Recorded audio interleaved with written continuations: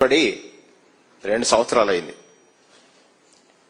2 సంవత్సరాల కాలంలో ఈ ప్రభుత్వం ఏర్పడ్డ తర్వాత బీసీలని అవమానించినటువంటి తీరుని ఈరోజు వైఎస్ఆర్ కాంగ్రెస్ పార్టీలో ఉన్నటువంటి ప్రముఖులందరూ కూర్చుని ఎన్నికల ముందు చంద్రబాబు నాయుడు గారు ఏం ప్రచారం చేశారు, ఎన్నికలైన తర్వాత అధికారంకి వచ్చిన తర్వాత బీసీలను ఎలా అవమానిస్తున్నారు. ఎన్నికల ముందు బీసీలు వెన్నుముక అన్నారు. ఇవాళ ఇప్పుడే మా సోదరులు చెప్పారు బీసీలను అవమానించారు చంద్రబాబు నాయుడు గారని స్పష్టంగా చెప్పగలం. 2 సంవత్సరాలు అయింది.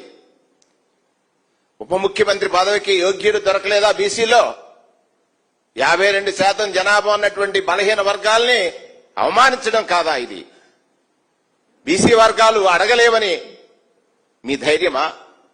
నా మాయమాటలు నమ్ముతారని మీ విశ్వాసమా? చంద్రబాబు నాయుడు గారు చెప్పాల్సినటువంటి అవసరం ఉంది. 50 సంవత్సరాలకి వయసు పైబడితే పెన్షన్ ఇస్తానన్నారు, 4,000 రూపాయలు. మీరు చెప్పారు మీ పక్కన మీ మాట ఎవరో నమ్మరని పక్క ఆయనతో కూడా చెప్పించారు.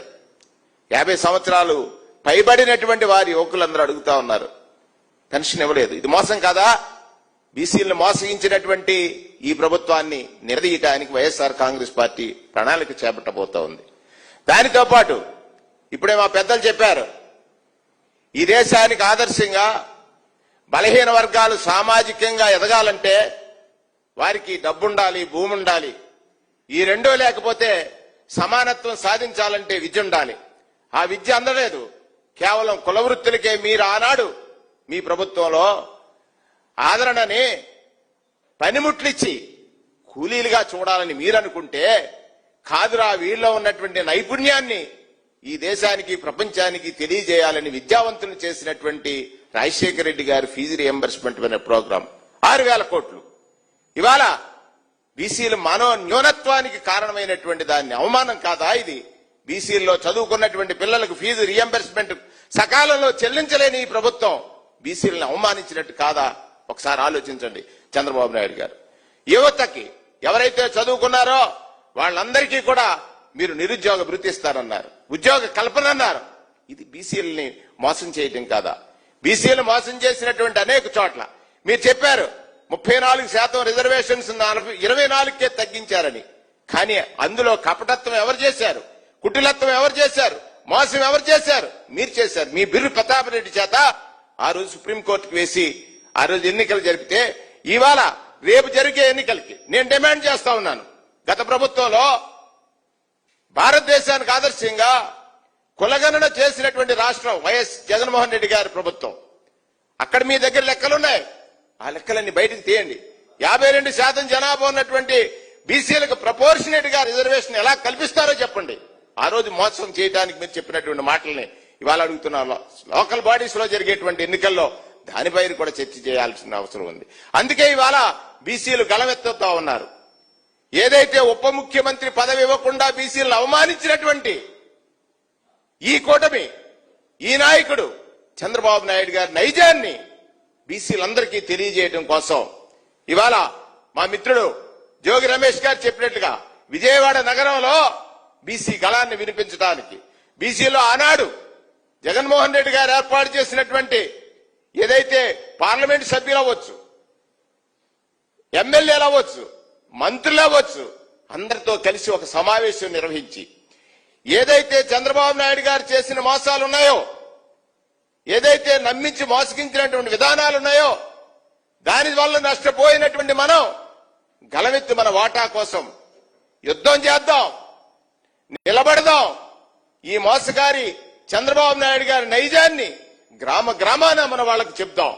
మోసగించినటువంటి తీరు ఇవాళ అధికారం వచ్చిన తర్వాత అడగలేని బీసీలు అనేటువంటి మీ ధైర్యాన్ని, లేదా మీ నమ్మకం నిజం కాదు, మీ నమ్మకం నిజం కాబోదు. ఖచ్చితంగా మీరు నమ్మిన ఏదైతే మీరు మోసగించారని ఆనందపడుతున్నారో దాన్ని మా వాళ్ళు తెలుసుకుంటారు. రేపు వచ్చే ఎన్నికల్లో దీనికి సరిపడేటువంటి మూల్యాన్ని మీరు చెల్లించాల్సినటువంటి అవసరం ఉంది.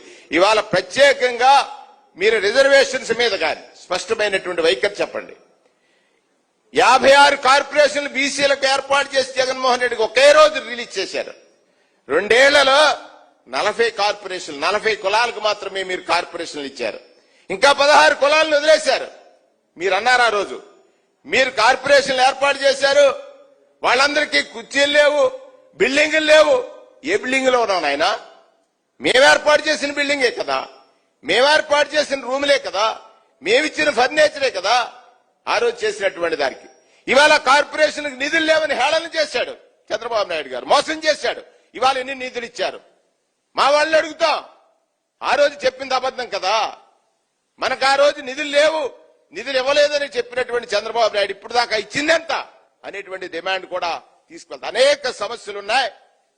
చంద్రబాబు నాయుడు గారి మోసాల్ని బీసీలు ఎలా నష్టపోయారనే విధానంగా ఒక కార్యాచరణ చేసి వైఎస్ఆర్ కాంగ్రెస్ పార్టీ ఏ విధమైన పునాదులు వేసింది బీసీల ఎదుగుదల కోసం, చంద్రబాబు నాయుడు గారు ఆ ఎదుగుదలని ఎలా నిరోధించాడు అనే అంశాల్ని మా వాళ్ళ దగ్గరికి, బీసీల దగ్గరికి తీసుకువెళ్లడం కోసం ఒక కార్యాచరణ చేయడానికి ఇవాళ వైఎస్ఆర్ కాంగ్రెస్ పార్టీలో ఉన్నటువంటి నాయకులందరూ కూడా కలిసికట్టుగా జోనల్ మీటింగుల్ని ఏర్పాటు చేసే వరకు, జిల్లా రాష్ట్ర స్థాయి జోనల్ స్థాయి మీటింగులను ఏర్పాటు చేసి చంద్రబాబు నాయుడు గారి మోసపూరిత నైజాన్ని, చంద్రబాబు నాయుడు గారి మోసాల వల్ల బీసీలు నష్టపోయిన విధానాన్ని ప్రపంచానికి తెలియజేయడానికి ఈ రోజు ఈ సమావేశం ఏర్పాటు చేయడం జరిగింది.